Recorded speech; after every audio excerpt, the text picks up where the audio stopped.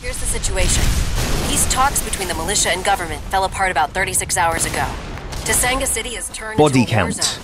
Okay, so the simplest way to explain it is that you essentially shoot some guns and blast the crap out of things. Don't let anyone get in your way. That's about all there is to it. There is a plot, of course, but the game isn't here to deliver a superb and thrilling story. No, not at all. Why would it need that? It's already got shooting, right?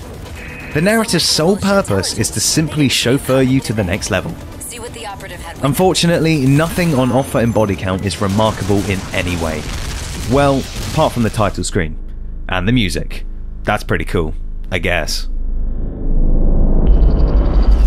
To be fair, the guns have been handled decently. You're only allowed to carry 2 at once, but the game does allow you to switch them up at the weapon stations dotted about. There's the usual array of machine guns, shotguns and pistols, although the pistol seems a little out of place in such an explosive shooter. On the other hand, grenades are fairly satisfying. You've got your classic arcing throw alongside a more direct impact lob. Both are pretty effective. Sadly, that's about where the good stuff ends.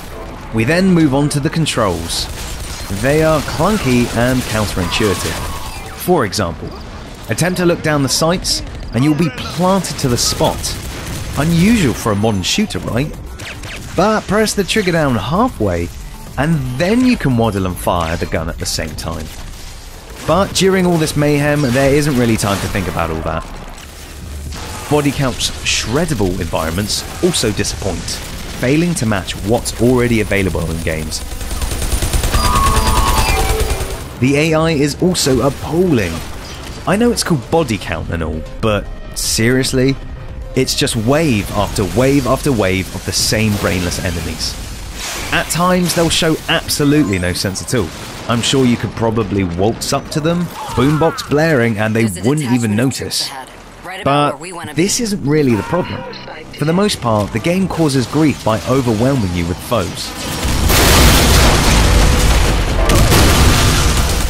Don't worry though, your character still has a few tricks up his sleeve. During the first few missions of the game, special abilities will unlock.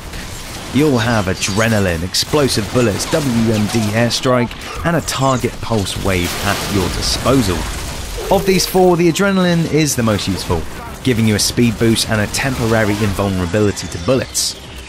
Explosive bullets do also come in handy from time to time for the bigger chaps.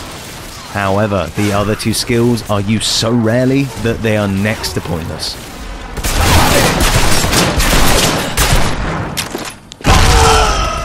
If the core gameplay had been solid, the included high score and multiplayer modes might have been nice inclusions. If you can somehow get over the flawed mechanics, then you may want to give them a look. Bodycount lets you replay completed levels for high score runs. There are also co-op survival and deathmatch modes. Okay, so Bodycount isn't a good game. There's no denying that the controls are a little bit off and the AI is somewhat dodgy, and this is going to deter most players. Nothing exciting comes from the special abilities, and the visuals, although rather colourful, still look rough and rather ugly. Perhaps Codemasters should stick to racing games. Warning, pod failure imminent.